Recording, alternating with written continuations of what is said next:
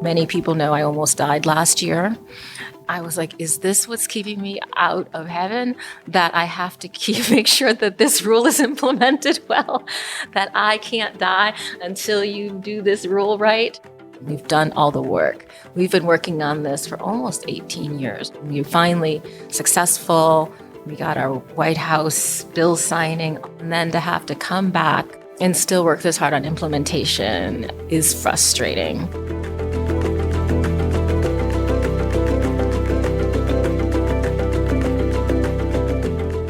Welcome to The Other 80. I'm Claudia Williams.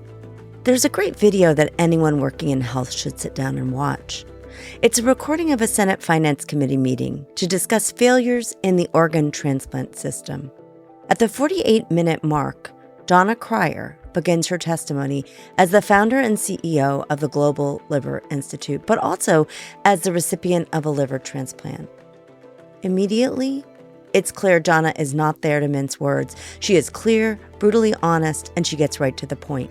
Quote, "Innovative reform will never come from the same people paid lavishly to perpetuate the status quo. They will push back as they always do, and protectionist arguments will be made that change is disruptive. But I assure you, nothing is more disruptive than dying." Donna's own transplant saved her life nearly 30 years ago during law school, and she came close to losing her life again just last year. Tragically, she's not alone. 17 people die each day waiting for an organ transplant, while organs are lost or unmatched. Now, with Congress finally addressing national organ transplant reform, Donna joins me to discuss what real change will look like. So please welcome my friend Donna Cryer to The Other 80.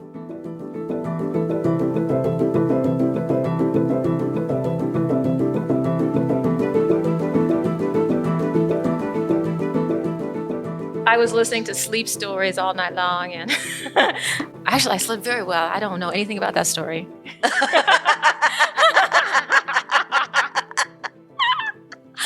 You have to go back and listen to it again. Exactly. I'm getting my money's worth. Listen to that story. Okay, Ms. Donna, I would like you to start by saying your name and what's important for our listeners to know about you. My name is Donna Cryer. I'm the founder of the Global Liver Institute. And what's important to know about me is that I love the Lord, and I hope He's proud of me. He's proud of you. I'm going to let that one sit for a minute. I'm proud of you. Thank you. That means a lot to me, too. So we're going to go back. Your story, your personal story is a big part of your journey, what you've accomplished, of what we're also proud of. And I want to go back to 1994 when you were a law student and you found out you needed a liver transplant. And could you just take us through that story? What was going on in your life then? What were your goals at that time? What happened? What was your healthcare experience?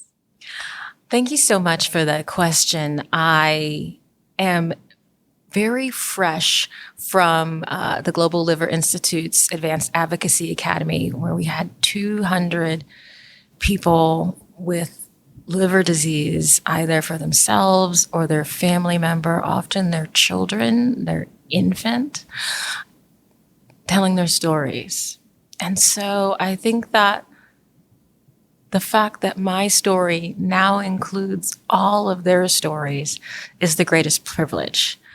But my story actually started when I was in 8th grade. I was 13 years old, diagnosed with inflammatory bowel disease. And after a decade, in a few percentage of cases, that can develop into an autoimmune liver disease. And it did for me. And so by the time I was in college, I was starting to show signs and symptoms that we couldn't understand. And I spent a year trying to get a diagnosis. Many patients try several years and several types of doctors to get a diagnosis. I have at least a little street cred because I had multiple states and multiple Where were you? types. You were in Connecticut, right? I started in Massachusetts while I was in college with doctors there, and then came down to Washington, D.C. and Virginia and Maryland. So, and multiple types of physicians, because I was starting to manifest as an inability to walk. And I honestly thought I had just like hurt myself on the elliptical at the gym that was not what it was. What it was that the liver damage was manifesting as an inability to metabolize fat-soluble vitamins, which is one of the many, many functions of the liver. And so one doctor was thoughtful enough to say, hold on a minute.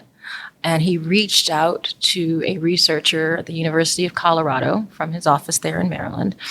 And he said, let me try this. And what he tried was an injection of vitamin E. And I was like, ooh, I could walk. It was like I'd been in the revival tent or something. I could walk. Hallelujah. So the good news was that we could find a way to make me a little more functional, a little more comfortable for a while. Bad news was that I had really end-stage liver disease, needed to get up to Johns Hopkins, and was transplanted within 2 years of that. At Johns Hopkins? At Johns Hopkins. Yeah. Transplants still today, while it's changed a lot, a very major procedure and health event. For you, how did that go? I am, very privileged that I received an organ, first of all, for many factors, my size, my blood type, the fact that they didn't do living donor organ transplants back then. So unfortunately, someone had to die in a very particular way.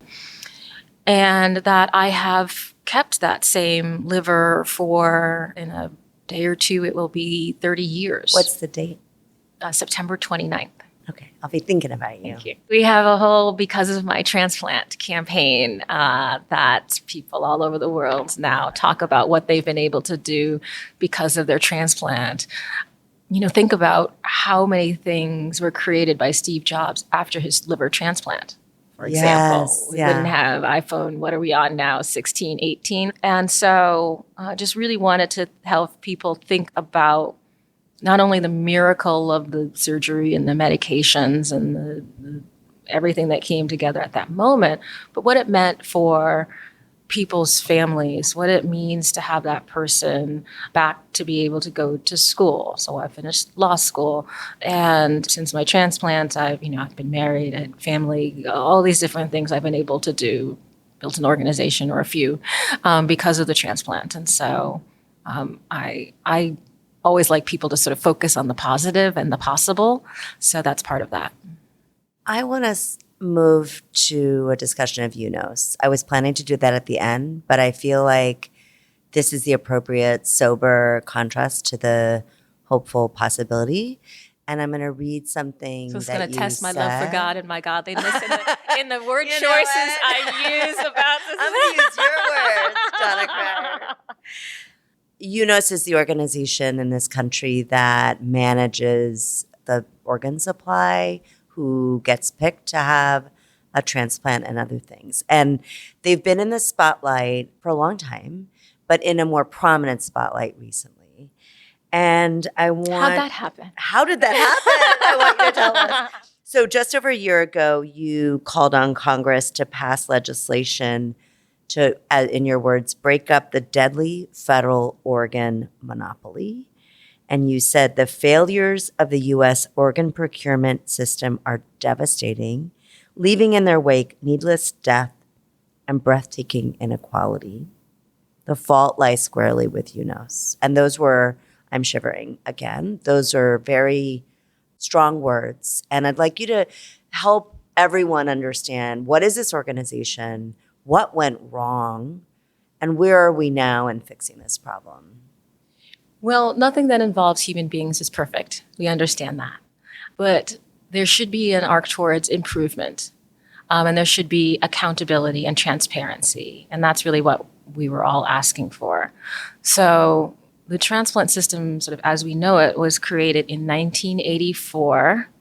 I'll let that sink in, 1984. So that's 10 years before your transplant. Yeah. and the National Organ Transplant Act. And there has only been one contractor in that whole time, in that 40 years. So people, think about how many cell phone service providers you've had since even the 2000s, for contrast. Think of how much evolution there's been in technology. Think of how much change. one contractor.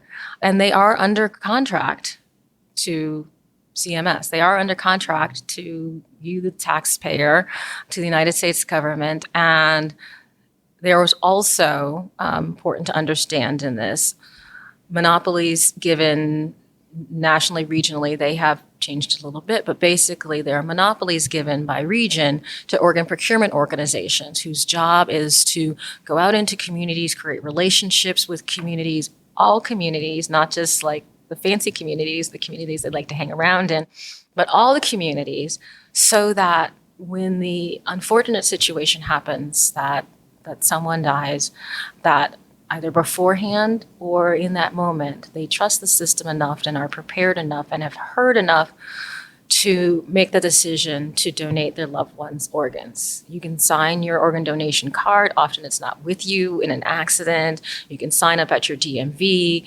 Sometimes that information is checked, but ultimately they'll be asking your family, can we proceed to use those organs to save 8 other people?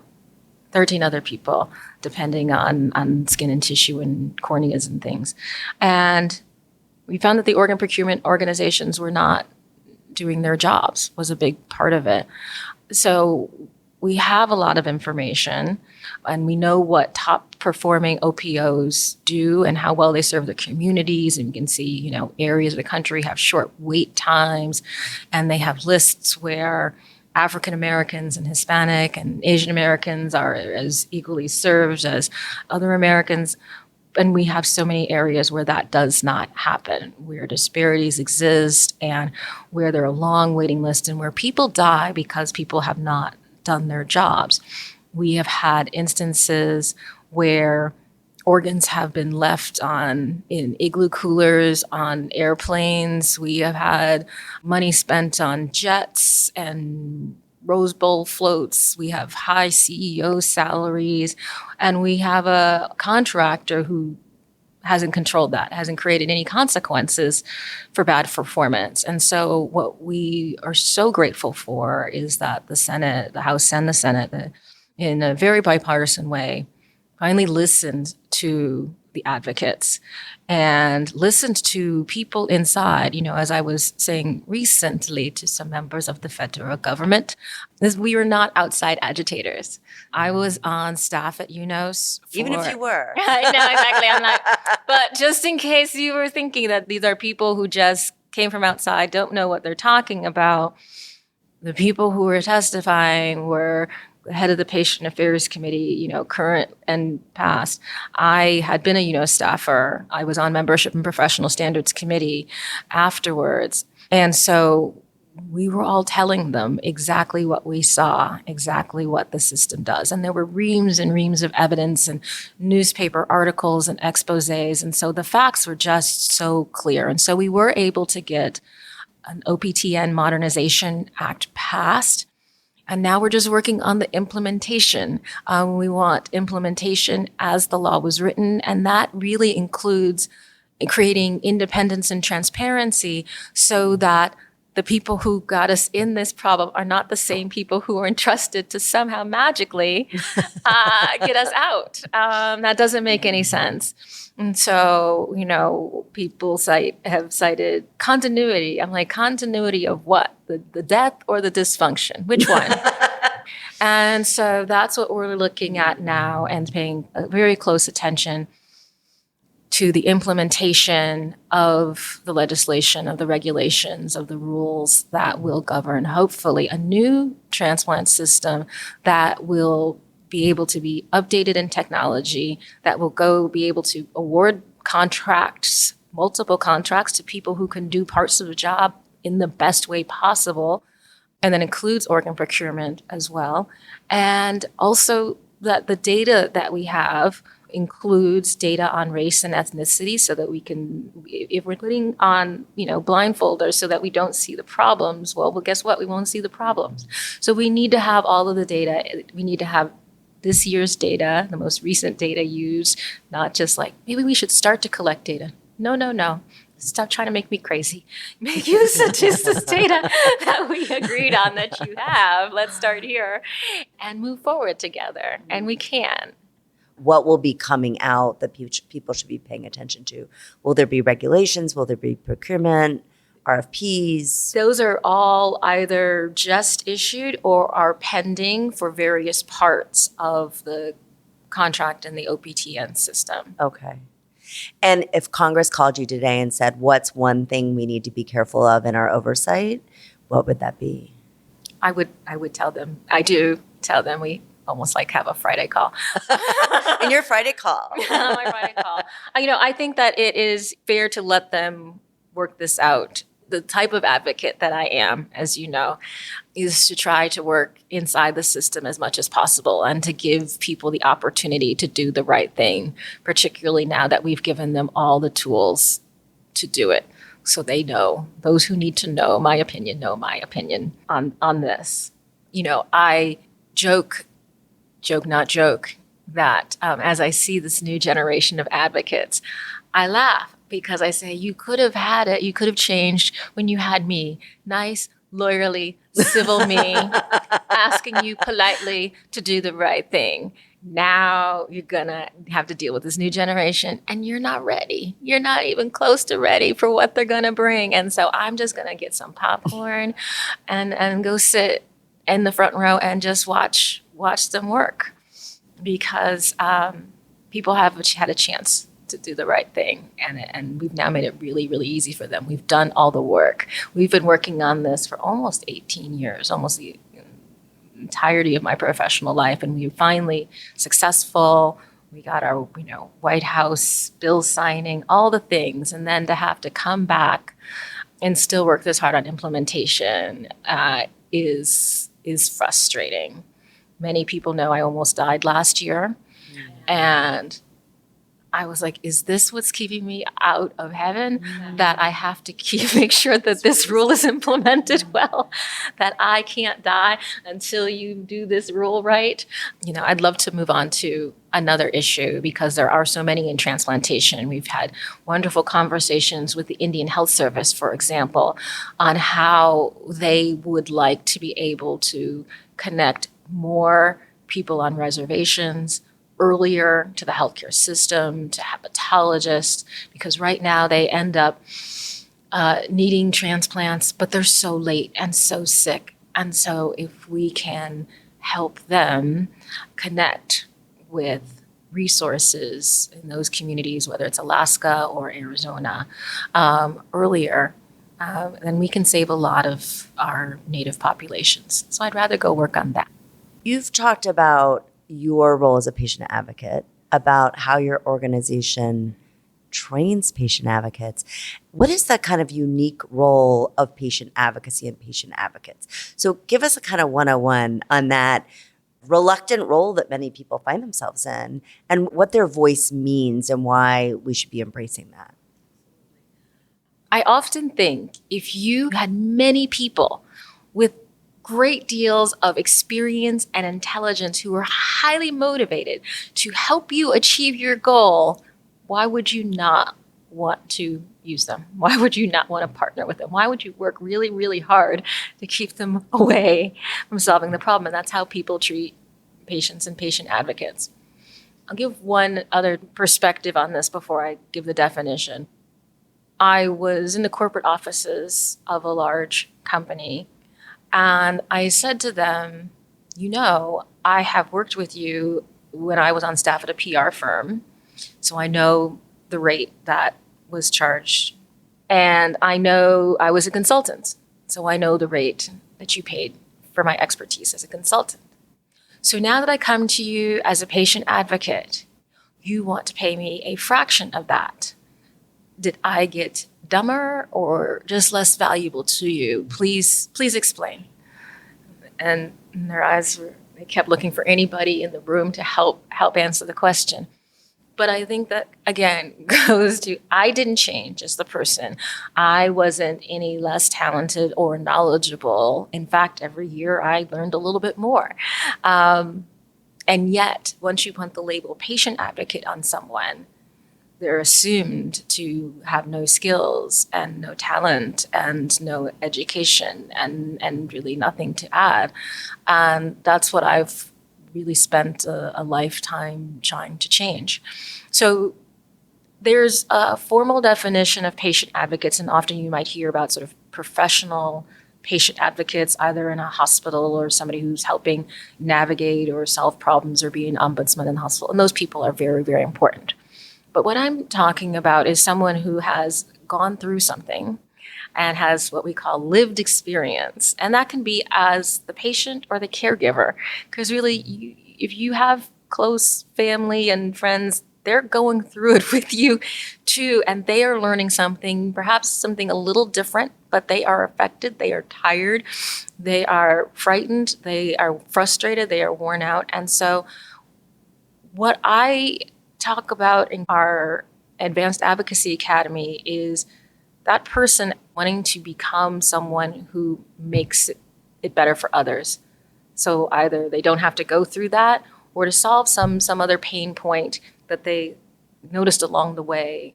And so we anchor it in how do you tell your story, particularly how do you tell your story strategically for different environments, whether for a podcast or for a meeting with a legislator, which our people were all over Capitol Hill yesterday.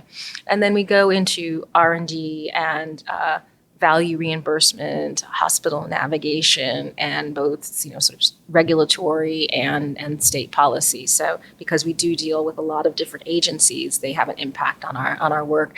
And it's really about, after that exposure, and often some matching of problem to potential problem solver. Some people come in very irate and they don't know why such and such an agency hasn't answered I was like, well, because it's not that agency. Their scope of authority is this. If you're going to be mad at these people over here. So let's just set that first. Be mad at the right agency. And so it's really about finding out what skills they want to apply, what problems they want to solve, and giving them help doing that. So we have people who have gone in to become FDA advisory committee members, DoD grant reviewers, PIs, principal investigators on research studies. We have one young woman who presented who has had 2 liver transplants, one when she was a very young child. So she's sort of always grown up with this. She's now about to finish medical school and has multiple published papers in hepatology. Wow. And will be a very successful hepatology researcher. I, as a policymaker, and you as an advocate, have been on this journey together over many iterations. And what you just described earlier, which is why would you push away expertise that you need? It continues to confuse me. And I have to think that some of it is in healthcare, we're really stuck in a perspective. We're perfecting our organizations and with good mission and purpose and train our people right. We're not perfecting the experience the person has inside our organizations. Because also, if we talk about things like whole person care, there's no single organization. There's an experience that spans many, many benefit systems and organizations. So I know there's been a big move towards human-centered design in government. We have USDS and all these other things, but we still seem really stuck in this perspective that we should focus on the organization. And I'm curious how you think about how we get out of being stuck to be able to include this expertise. I think that sometimes it's just, I want to get this shiny and perfect and right and bring all I have to it before I, put it in front of the person or the patient. I think that's happening a lot in AI that we're seeing in here. Instead of thinking, wow, this could be even better if I worked with people. And there often aren't the skills to do that. And so I think we should focus on training. And we are working on a project right now between the National Health Council, which is most of the patient organizations, and the Council of Medical Specialty Societies, in which I have the opportunity to be the public member on. So I'm a member of both. So I sit at that intersection. And we are working on a project on how to have better collaborations. And part of the recognition is that physicians need to be trained too. Yeah. So these other actors need to be trained on how to work with patients I have served on guidelines committees, for example, and have had to say, hold up. I don't think we understand what we're doing here. You aren't leveraging me correctly. And they're like, well, what? Well, how would, I'm like, let me give you some literature on how you would work with a patient as peer so that you can see I'm not asking for something, I'm, no longer asking for something revolutionary as we once were, but this is now how you do healthcare in partnership with patients. And I am your peer. Actually, I'm a little more important, but I'll pretend for your sake to be your peer because I like you and this job role is important, but they're not used to that. They're not trained for that. And so I think some attention into just how you would work with other stakeholder groups, at which points in your process could patients or others add value and really give them use cases and show them so that their minds are open, because I really don't think they even think that patients could have a value. They're just going to mess it up or slow it down or make it. They don't understand. And so giving them examples of how patients have helped at this point in R&D and protocol development, or certainly in that part in crisis communications over there, you recognize you need us then. So, but all the points in between where patients have added value, have in fact decreased time to a clinical trial, or have improved a process. It is, a point of pride to walk around the hospital that I serve on the board of, and because we came in through the innovations hub of that. Tell everyone about that meeting. So our friend Nick Dawson was the head of innovation at Sibley.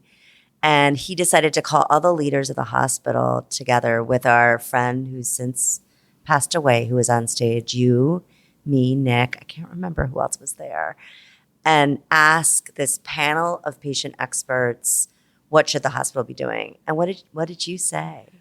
They were very open to us. It was a great conversation that we had. And someone asked, well, this has been great. How do we keep this energy and this spirit for the rest of the year? And I said, well, each executive should have a patient mentor, a concept I had just thought up at the moment. We're wearing her yellow jacket. Divinely inspired. And that is such a great idea. It is a great idea. Yeah. And so when the then CEO came up to thank us, I was like, and I volunteer to be yours. And to his credit, he was like, okay. And he brought up his scheduler, and I became his patient mentor.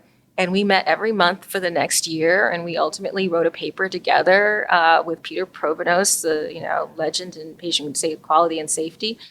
And midway through that experience, so we were sort of 6 months in, I did ask. I was like, "Is this valuable to you? I mean, this is a hospital CEO. I didn't want to just be wasting his time or have him think that he was doing this just to be nice or something. I'm like, "Are you finding this valuable?" And he's like, "Yes." I thought I was patient-centered until we started talking. And then I knew I had so much more growth. And so we continued from there. And at the end of that year, he asked me to serve on the board. Certainly around that point, too, Nick asked me, can you make sure to let me know when you're meeting with my CEO? Because he always runs across the hall. Excited. And has so many ideas. Exactly, excited after your meetings. I think he'd just give me some warning. But when I walk around the hospital and there are differences from, the Patient and Family Advisory Committee and the ways the rooms are constructed and the care partner policy and there are just dozens of things. I needed knee replacements at the time, and so we redid the orthopedics process. Right before. And so to have that voice is really wonderful, and we see the effects of that. So let's talk about your amazing organization that you founded 10 years ago. Yes. Tell us about what the organization does, why you founded it, and what you're really focused on now. So I founded the organization, the Global Liver Institute, with a mission to have liver health represented on the global public health agenda, commensurate with its impact and its prevalence. And 1 in 4 people have some form of liver disease right now, and most don't know it. And yet we don't have the visibility, the resources, any of those signals or assets that you would think of to match those numbers. So someday I hope to be as big as the American Heart Association or the American Cancer Society. But at this point, 10 years in, I am very proud of the reach we have in across 200 partners in our councils. But the reality is that in the liver space had been so neglected for so long that you really needed to start with the basics. We really needed to start with what is liver disease and where do I go if I have it and who do I talk to, and create educational materials in multiple languages and support groups in multiple states and fund mobile diagnostic vans in multiple countries and get larger organizations to include liver cancer in their agenda. So I'm just excited to think of what the team is doing next. I'm a little, sort of high off the advocacy meeting and seeing all the stories and hearing from all the patients, making decisions to reach out to parents and pregnant people. So there are all these mommy groups who are now telling their stories about how their pregnancies and their children are affected by liver disease. That wasn't a part of the conversation before. And there's so many people who said, I thought I was the only one. I was alone, or I was too ashamed to come forward. And now they're part of this larger family. And so we'll all know the movie where his heart grew 3 sizes that day. I feel like coming out of our event, my heart grew these 3 sizes. Go back to the first thing you said and whether you make the Lord proud. And I think you got your answer. It's an everyday thing, because sometimes I know, right? Sometimes I go into meetings and I'm like, Jesus saves. He just saved you. You don't know. You don't know. Good thing those thought clouds aren't actual words.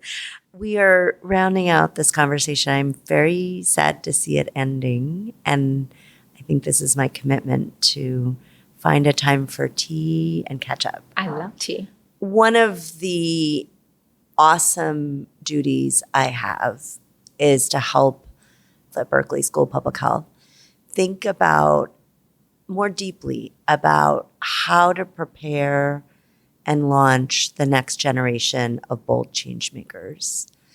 And there are many aspects to that, of course, starting with story and starting with understanding how to advocate. But I'd be curious what your thoughts and advice would be to our undergrad and graduate students, half of whom are first generation in those places of education.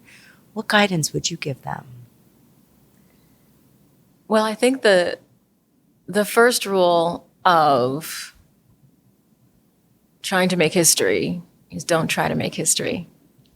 Just make this moment the best moment you can. Do the right thing, take the next step, move something forward, shoot your shot, say the thing, do the thing. That's all you're really responsible for. Thank you, Donna. All right. I love you. I love you. I'm crying a little bit.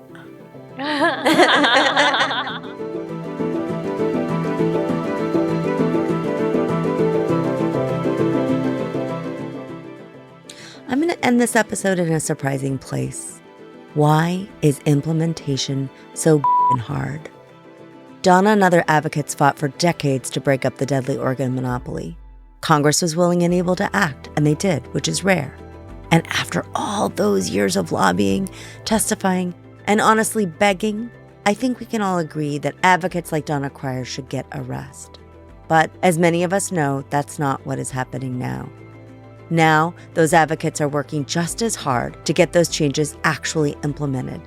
And honestly, it leaves me with a big frustration. Why is implementation so hard? And how can we make it easier?